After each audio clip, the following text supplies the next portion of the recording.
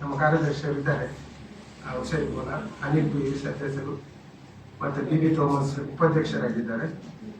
ಅದೇ ಥರ ಫೈರೋಸ್ 28 ವರ್ಷದಿಂದ ಒಂದು ಇಂಡಿಪೆಂಡೆನ್ಸ್ ಕಪ್ ಫುಟ್ಬಾಲ್ ಪಂದ್ಯಕೂಟವನ್ನು ಆಯೋಜನೆ ಮಾಡ್ತಾ ಇದ್ದೇನೆ.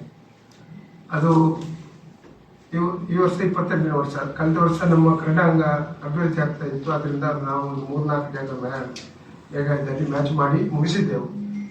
ಸುಮಾರು 250-240 ತಂಡಗಳು ಅದರಲ್ಲಿ ಭಾಗವಹಿಸಿದ್ದವು. ಈ ಸರಿ ವರ್ಲ್ಡ್ ಕಪ್ ಆದ್ದರಿಂದ ತುಂಬಾ ತಂಡಗಳು ಈಗ ಆಲ್ರೆಡಿ 200ಕ್ಕಿಂತ ಮಿಕ್ಕಿ. ಯಾಕಂದ್ರೆ ಅದರ higher primary, high school, PU college ನಾವು ಅದು ಡೇಟ್ 15 ತಾರೀಕು ತನಕ ಇವತ್ತು ಕೊಟ್ಟಿದ್ದೇವೆ ನಾವು. ಸೊ ಕಾಲೇಜಿಗೆ 31 ತಾರೀಕು ತನಕ ನಾವು ಸಮಯ ಇಟ್ಟಿದ್ದೇವೆ ಅದಕ್ಕೆ.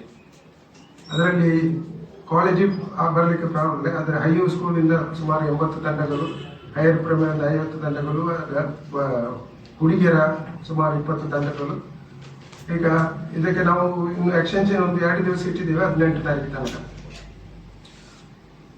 ನಮ್ಮ ಫುಟ್ಬಾಲ್ ಇದು ಇತಿಹಾಸ ಅಸೋಸಿಯೇಷನ್ಗೆ ತಮಗೆಲ್ಲ ಗೊತ್ತಿದೆ. ಇದು ಈ ನಮ್ಮ ಇಂಡಿಪೆಂಡೆನ್ಸ್ ಕ್ರೀಡಾಕೂಟ ಇಷ್ಟು ಯಶಸ್ಸಿಗೆ ಕಾರಣ ತಮ್ಮ ಎಲ್ಲ ಪತ್ರಕರ್ತರಿಂದ ನಮಗೆ ಇಷ್ಟೊಂದು ಯಶಸ್ವಿಯಾಗಿ ನಡೀತಾ ಇರುವುದು. ವರ್ಷ ಪ್ರೀತಿ ಇದರ ಜನಪ್ರಿಯತೆ. ಮಂಗಳೂರಲ್ಲಿ ಬೇಕಾದಷ್ಟು ಫುಟ್ಬಾಲ್ ಆಟಗಾರರಿದ್ದಾರೆ. ಫುಟ್ಬಾಲ್ ಒಂದು ಕ್ರೀಡಾಂಗದ ಕೊರತೆ ಇತ್ತು, ಅದು ನಮಗೆ ಈಗ ಸರಿಯಾಗಿ ಬಂದಿದೆ, ಆಗ್ತಾ ಉಂಟು. ಈಗ ನಮಗೆ ರಾಷ್ಟ್ರ ಮಟ್ಟದಲ್ಲಿ ಆಡುವಂಥ ಅವಕಾಶ ಇದೆ, ಪಂದ್ಯಕೂಟವನ್ನು ಆಯೋಜನೆ ಮಾಡುವಂಥ ಅವಕಾಶ ಸಹ ಇದೆ. ಇಲ್ಲಿ ನಾವು ಸುಮಾರು 60 ವರ್ಷದ ಇತಿಹಾಸ ಇದೆ. ನಮ್ಮ ಸುಮಾರು 100 ವರ್ಷ ಬ್ರಿಟಿಷ ಕಾಲದಿಂದಲೇ ನೆಹರು ಮೈದಾನ ಅಂದರೆ ಫುಟ್ಬಾಲ್ ಆಡ್ತಾ ಇದ್ದಂಥ ಒಂದು ಕ್ರೀಡಾಂಗ.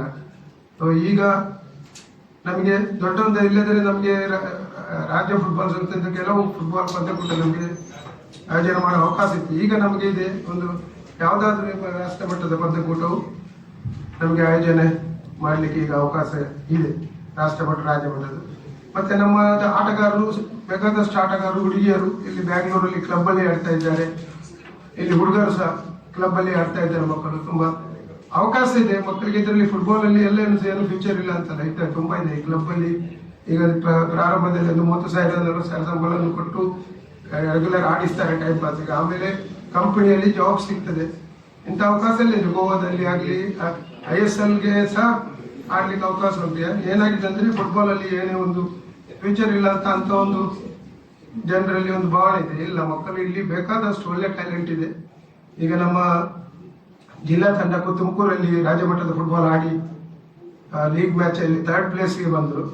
ಅದು ನಮಗೆ ನಾಕ್ಔಟ್ಗೆ ಅವಕಾಶ ಸಿಕ್ಕಲಿಲ್ಲ. ಸೊ ಈ ತರ ಇದೆ.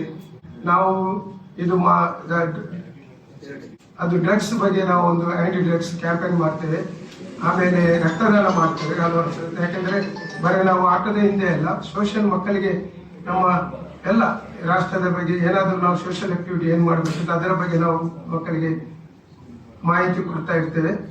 ಅದರ ಒಂದು ಚಿಕ್ಕ ಒಂದು ಪೊಸಿಷನ್ ತೆಗೆಯುವಂತ ನಾವು ಇದು ಪ್ಲಾನ್ ಮಾಡಿದೆವು.